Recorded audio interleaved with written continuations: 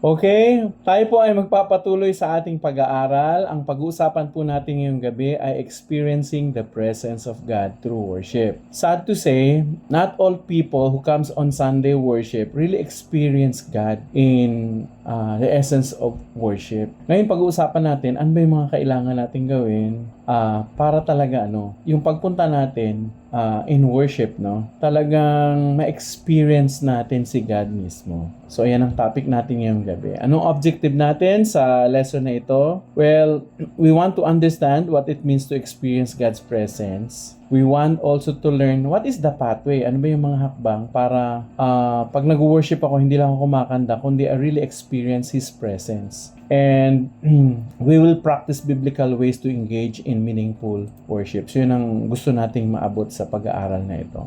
Siguro ang unang tanong, what does it really mean to experience the presence of God? Paano nga ba yun? Paano ma-experience yung presence ni God? Well, ang katotohanan, God is an omnipresent God. Meaning to say, He is always present.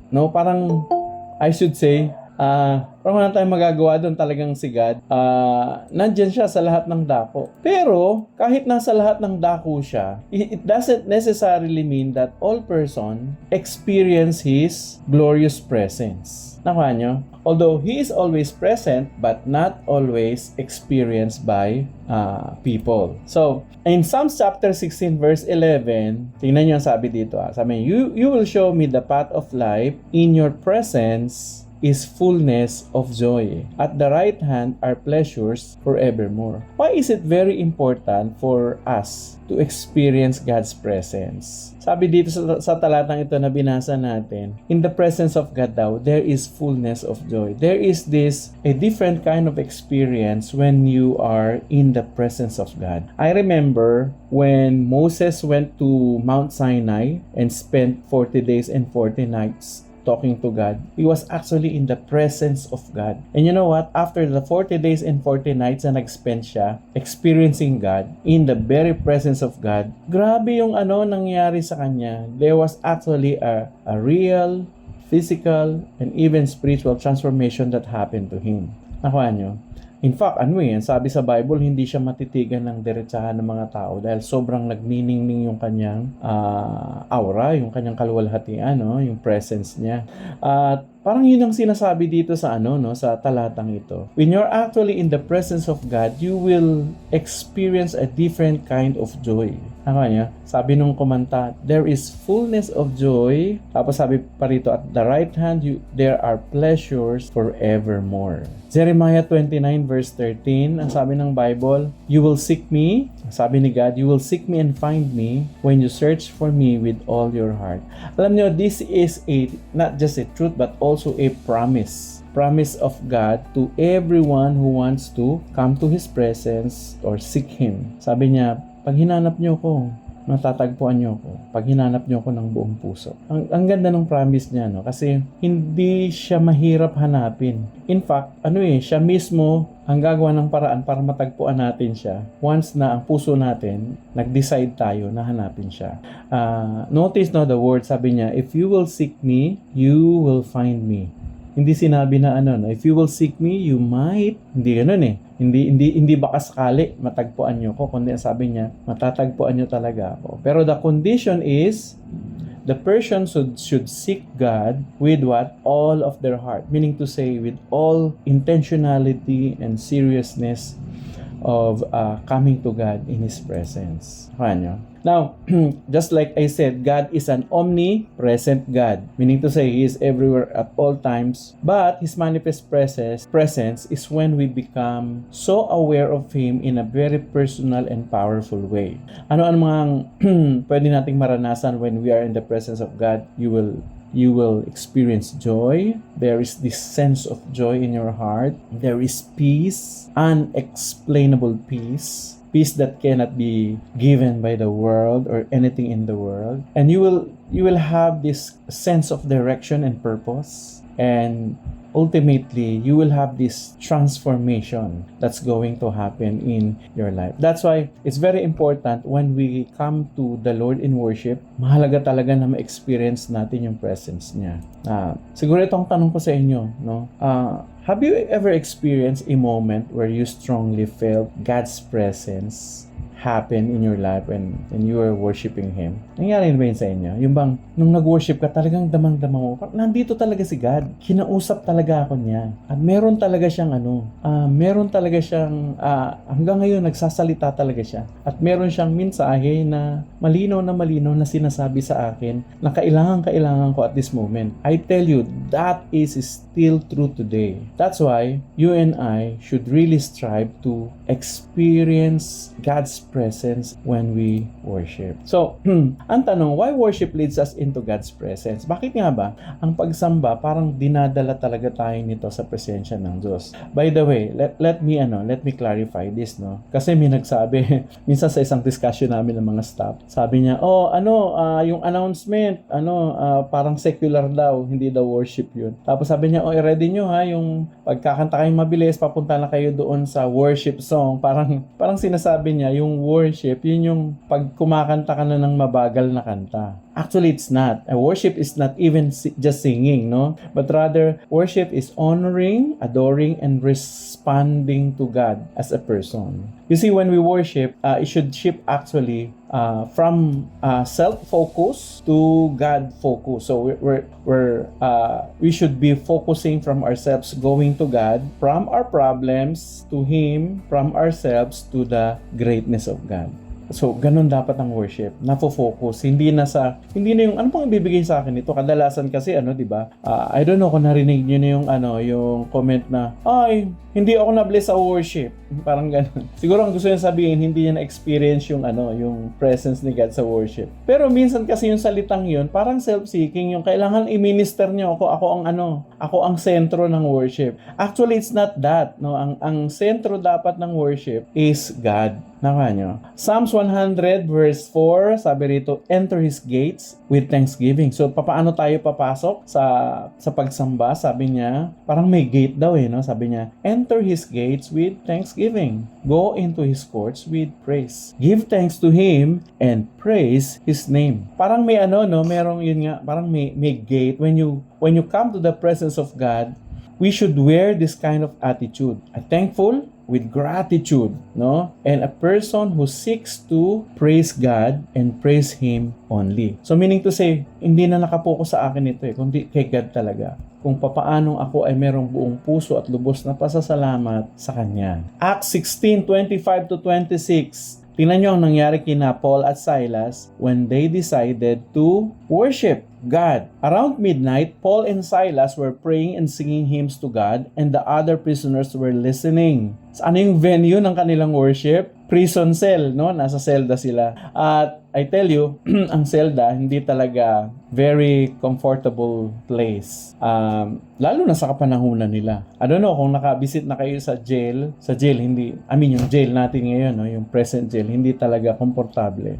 At siguro, mas lalo na sa kapanahunan ni Paul. Yung mga illustrations na nakita ko when Paul and Silas were actually in the jail, hindi lang sila basta nakakulong, kundi meron pang shackle sa paa at saka sa kamay. So, very uncomfortable talaga. So, lahat ng discomfort nandun, siguro gutom sila, mainit, mabaho, hindi sila makakilos ng maayos. You know what? Kahit nasa ganun silang kalagayan ng discomfort, they decided to worship God. So, what did they do? They prayed, they sing praises, hymnals, no? They sing praises to God. And the people surrounding them were just listening. What happened? Verse 26, suddenly there was a massive earthquake and the prison was shaken, its foundation. All the doors immediately flew open and the chains of every prisoner fell off. Eventually, they were able to enter in the presence of God. Actually, the presence of God, parang it was brought by their worship. And because of their worship, they were able to experience miracle. Grabe yung miracle na nangyari dito. There was even earthquake and the foundation were shaken. At natanggal yung kanilang nabukas yung kanilang mga pinto at natanggal yung kanilang mga shackles. In fact, yung guard nila, yung Roman guard, magpapakamatay na kasi akala niya nakawala yung kanyang mga prisoner. Pero sabi ni Paul, no, nandito kami, huwag kang magpakamatay. Sabi nung lalaki, what shall I do to be saved? Sabi niya, believe in the Lord and you will be saved, you and your household. Remember the story? Niya. So, something happens when we enter into the presence of God in true worship. Niya, something happens. Something great happens. So, when Paul and Silas worship in prison, God's presence brought there. And so, therefore, ito ang key insights natin. Real worship invites God's presence into our situation. Pag sumasamba tayo, iniimbitahan natin ang presensya ng Panginoon sa kalagayan natin. At yung pagsamba, actually, wala talagang pinipiling lugar. You can worship God at work, you can worship God at home, you can worship God at church, you can worship God anywhere. No, it's not a matter of place. Actually, it's a matter of the condition of our heart. So, worshiping is inviting God's presence into our situation. And whenever God shows up, something great is happening. Something great. So, what is the heart of true worship? John chapter 4, verse 23 to 24, the Bible says, "But the time is coming," Jesus was speaking, "indeed it's now here," sabi niya, "when true worshiper will worship the Father in what? In spirit and in truth. The Father is looking for those who will worship Him that way, for God is spirit. So those who worship Him must worship in spirit and in truth." Ano daw yung totoong worship? Yung worship daw na totoo, sabi dito, pag tayo ay sumasamba in spirit and in truth. Ano ibig sabihin yan? No? When we say we worship in spirit, meaning to say we should worship coming from the heart. Worshiping is not a show. It's not a just like a regimen. No? This is not just a regimen. This is actually an attitude of heart, not just an outward action, but actually a very sincere decision to coming to God, no, to adore Him. Worship in truth, meaning to say we should base our worship to God coming from the Word of God, diba? Because we are worshiping a true God, it should be based from His truth also. Bakit? Kasi may mga tao na nagtuturo na dapat ganito ang gawin mo. I should say, when we worship in truth, it should not be based on emotion. It doesn't necessarily mean na walang emotion. May emotion pero hindi nakabase sa emotion. It should be grounded in the Scripture. Bakit ko sinasabi ito? Bakit sinasabi actually ng Bible na in spirit and in truth? In spirit kasi it should be coming from the heart, from a sincere heart who wants to adore God. In truth kasi we base our worship from the truth of the Bible. Alam nyo, sa panahon ngayon, may mga false teachers and prophets that will tell you, oh, ganito, sumamba ka, dapat parang, yung like sa Africa, yung may isang may isang organization na ang mga miyembro nila, tinuruan, mag-worship kayo, kainin niyo yung mga damo. Yung nagsunuran naman yung mga member. Nag-worship daw sila, kinakain lang daw para na silang mga kambing. Yung iba naman kailangan magwala. So nagwawala, sobrang wild. Hindi tama kasi hindi grounded sa scripture, no? So when we worship God, we should worship it in truth. Of course, we should say worship also is a surrender of ourselves to God. Romans 12:1 sabi niya, offer your body as living sacrifice. Alam niyo, nakakatuwa. May mga tao kasi, di ba, nagsasabi na, I love you and I will die for you. Si God, hindi ganun eh. If you love me, you live for me. Offer your bodies as living sacrifice. And that actually means surrender. Surrendering ourselves to God. So when we worship in spirit, from the heart, in truth, grounded from the Word of God, surrendering our lives to Him. So that's the worship that God is actually looking for us. Ano ang key insight dito? God is looking not for perfect voices, but actually a surrendered hearts. Nakuha nyo? Now, let's continue. What are some practical ways so you and I can experience God through worship? Ito yung mga practical ways. Number 1, start with thanksgiving. Psalms 34 verse 1 sabi niyan, I will bless the Lord at all times. Meaning to say, this heart of thanksgiving actually is a heart of gratitude. Pag pupunta ka sa Panginoon, magsimula ka dun sa mga bagay na ginawa niya, na totoong nagpapasalamat ka. Yung totoo talaga, yung nangyari talaga. Hindi general thing ha, kasi kadalasan kasi Panginoon salamat. Salamat saan? Basta salamat, buhay kami. Araw-araw ka namang buhay. Pero is there particular things that you can say, Lord, ito talaga ginawa mo sa akin? Ang kanya? Di ba parang awkward kapag may isang taong lumapit sa'yo, sasabihin sa'yo, uy, alam mo, salamat. Magtatanong ko, bakit? Anong pinapasalamat sa akin? Meaning to say, yung pagpapasalamat ng isang tao, wala namang meaning kung wala naman talagang, di ba? I mean, ano yung pinagpapasalamat mo? It should come from a heart of gratitude, but coming from an experience that you are also grateful to God. So start with thanksgiving. So practice gratitude before asking anything. Kadalasan kasi, di ba, pag magpipray tayo, minsan nga yung biruan nila na ang Panginoon daw nagiging pengi noon, no? So start with thanksgiving. So what are the things that you are thankful? Okay? Use music and singing. That's actually very biblical.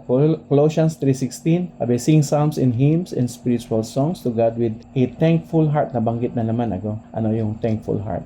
So worship songs help us actually focus our hearts to God. There are songs that actually are prayers, prayers of gratitude, thanksgiving to God. So music helps. Number 3, meditate on God's Word. Reflect on the Scripture during worship. Throughout the sermon or the message of the pastor or whosoever is giving the message, may magre-rema sa iyo yan may mag-speak talaga sa heart mo. At kung ano man yun, meditate on it, and reflect on the Scripture, who God is, what He has done, and what He is actually wanting you to do. Okay, number 4, prayer also and listening is part of worship. So worship is not just speaking, it includes listening to God. May mga time na ako personally, kumakanta sila, ako nakikinig ka sa kanta, kakanta din ako. May mga time na na i-meditate ko lang yung sinabi ni God sa akin during the message. So listening is part of God's worship, worshiping God. I should say, when you come to church, everything, every part of the worship service is actually worship. Coming to church, kahit yung ushering, pagbati, fellowship, okay, even yung announcement, I should say, part of the worship. Number 5, live a lifestyle of worship. Meaning to say, worship goes beyond Sunday or Sunday events, Meaning to say, we can worship God even out of Sunday events. Monday to Sunday actually, 1 Corinthians 10:31. So whether you eat or drink or whatever you do, do it for the glory of God. Pwede pala na naglalaba tayo. That can be a form of worship. Pwede pala na habang nagtatrabaho ka, nag-worship ka, di ba? Pwede pala, itong ginagawa natin, this is actually worship. How can we convert every activity to becoming a worship? When we do it for the glory of God, that becomes worship. And you see, we invite God, even in whatever situations na meron tayo when you actually do it for the glory of God. May mga pumipigil ba parang isang tao ma-experience niya yung presence ni God in worship? Yes, there are. Number 1, unconfessed sin. Isaiah 59:2, but your iniquities have separated you from God, and your sins have hidden His face from you, so that He will not hear. Ang isa sa pumipigil para hindi natin ma-experience ang presence ni God ay yung mga kasalanan natin. Especially yung mga kasalanan na hindi pa natin binibitawan o paulit-ulit o kaya hindi natin inaamin, Sabi rito, iniquities, paulit-ulit na kasalanan. Yun daw nagse-separate sa atin from God. But your sins have hidden His face from you. So yung kasalanan natin, parang tinatakpan ni Lord yung mukha niya. Ayoko makita yan. By the way, in the Old Testament, when you see the countenance of a king, that means blessing. So whenever the king cover his face, he doesn't want to see anybody, that is not a sign of blessing. Okay? So yung kasalanan daw natin is basically the one hampers or hinders us from experiencing God's presence. Ano ba yung mga kasalanan natin na binibaby natin or hindi pa natin totally na isusuko sa Kanya. Kaya maganda when we come to God in prayer, in worship, magandang mag-pray muna tayo. The prayer can be like this: Lord, Holy Spirit, will you search me and my heart, and if there's any sin hidden in me. Pwede kasi nakakalimutan natin kasi nailagay na dun sa sa subconscious. Bang hindi na natin pero ginagawa natin. We can ask the Holy Spirit to reveal it to us so we can confess it, we can repent, confess it, and forsake it. So pangalawa, distractions. Ano yun? Yung masyado kang busy. Tapos, ang daming umaagaw ng attention mo. And so therefore, you are not focused to listening to Him. Your mind is not so focused to God's presence. Ano yung number one distractions natin ngayon, mga kapatid? Sige nga, ano yung number one distractions natin? Yung kadalasan na ngayon, siya talaga ang unang-unang distraction sa atin. Alam niyo kung ano? Cellphone. Cellphone is actually, I should say, the number one distractions that you and I have today. In fact, ang tawag nila sa generations daw ngayon, yung Gen Z, Alpha, and Beta, they are the distracted generations. Kasi hindi maiwan yung cellphone Even sa church, nagwo-worship na. May naglalaro ng ML, nagche-check ng mga status. Minsan nahuhuli ko ang sarili ko, ganun din ako. So that's why I can really say this kasi nangyayari sa akin. So distractions and busyness, it actually ang tawag nito, ninanakaw yung attention natin para ma-experience natin yung presence ni God in worship. Number 3, pride and self-focus. Worship requires humility. Ano yun? Yung masyadong nakafocus nga sa sarili. Ano yung get up ko? Ano yung magiging itsura ko? Yung sarili. Tapos kung anong sasabihin ng mga tao. Those are the things that hampers us or becomes a barrier. No? Anong solution so that we will be able to overcome all of this? The solution is repentance. Let's repent. Let's ask for forgiveness, lay it before God, surrender it, forsake. Pangalawa, focus. Number 3, intentionality. Meaning to say, when you schedule a time to worship, like halimbawa in the morning, ito talaga intentional ako, gusto kong i-worship si God early in the morning. Or when you come to church, ito Lord, pagpunta ko sa simbahan, gusto ko talagang marinig ka, gusto kong ma-experience ka, gusto kong maramdaman yung presensya mo. Nyo? So, you are actually setting your heart right before coming to worship. So, anong result? When you and I experience God's presence, number 1, there's actually transformation that happens. Yes, transformation happens. Ang illustration niyan, yung sinabi ko kanina, si Moses. Talagang sa kanya, physical transformation. Nawa nyo? Pero yung transformation na yun actually, physical transformation, that is actually a picture of what's happening inside us. Nakawa nyo? 2 Corinthians 3:18, so all of us who have had that veil removed can see and reflect the glory of the Lord. You see, when we encounter God's presence, we reflect His glory, and sabi niyan, and the Lord who is the Spirit, ano daw nangyayari? Makes us more and more like Him as we change into His glorious image. So whenever we experience God's presence in worship, may nangyayari sa ating kalooban. Doon yung time na nagre-rema talaga, tumitimo talaga yung salita niya sa puso natin. Yun yung time talaga damang-dama mo yung pagmamahal ng Diyos. Yun yung time na pinupuspos talaga ng spirito niya yung spirito mo. At yung puso niya, ibinubuhos niya sa puso mo. Kaya mababago ka talaga kasi yung puso mo, yung puso na ng Panginoon. Yung gusto mo, yung gusto na ng Panginoon. Yung conviction mo, yung salita na mismo ng Panginoon. Kasi you are so soaked in the presence of God that you are ready to accept everything that comes from Him. And I tell you, you really can tell if you are in the midst of God's presence during the time of worship. Kasi nababago Nababago yung pananaw mo, nababago yung damdamin mo, nababago yung disposition mo, nababago ka talaga bilang tao. Pangalawa, there is strength and joy. Saan natin makikita to? Nehemiah 8:10. Sabi ni Nehemiah, okay, this is a sacred day before the Lord. During this time, the people were actually weeping, no? They were weeping, they were so sad. Sabi niya, don't be dejected and sad. This time is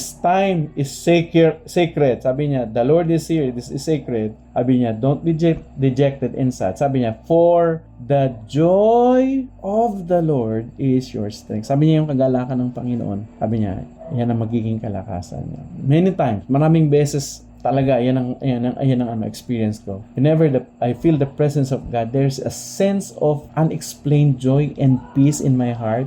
And that joy and peace actually becomes my strength. I have a renewed determination to go on, to continue, di ba? Lalo na sa mga panahon na parang gusto mo na sumuko, pagod ka na, dahil yung problema, down na down ka na, but eventually you encounter God and you felt His presence. Yung dinig na dinig mo talaga yung sinasabi niya, malinaw na malinaw yung mensahe niya.